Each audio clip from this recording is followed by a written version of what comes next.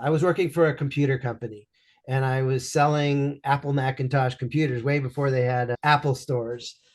And I was a top sales guy.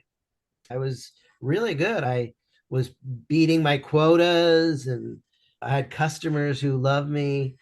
And there was a day, it was a Friday, and it's 2 o'clock in the afternoon. The manager of the store was on vacation. So this other guy running the store, his name was Gary. I got a call that my father had a heart attack and he was in the hospital and it was over an hour drive away. And I asked Gary, can I go and see my father? He says, no, you have to work your shift because we're shorthanded and you got to stay here until 7 o'clock, which was sad, but I worked my shift. And at 7 o'clock, I said, Gary, my dad's in the hospital. May I have permission to go now? And he said, yes, go.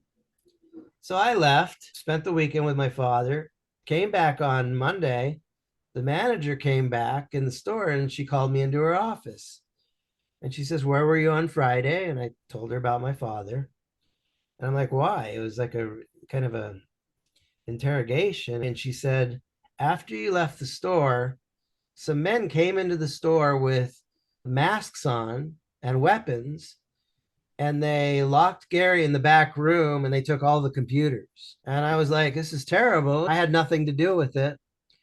And she said, okay, go back to your job. And I was there for 3 or 4 more weeks. And later they called me back into her office and said, we have to terminate your employment. And I said, why? Remember that robbery? I said, I didn't steal any computers. I had nothing to do with that.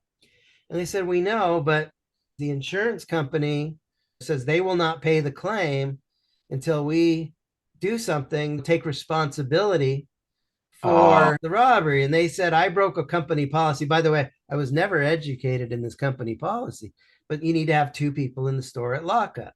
And you weren't there. I had permission to leave. And I didn't know that. And I was devastated. And I thought, do I have any rights as an employee? And I talked to an attorney and he's nobody has rights. You don't have an employment contract.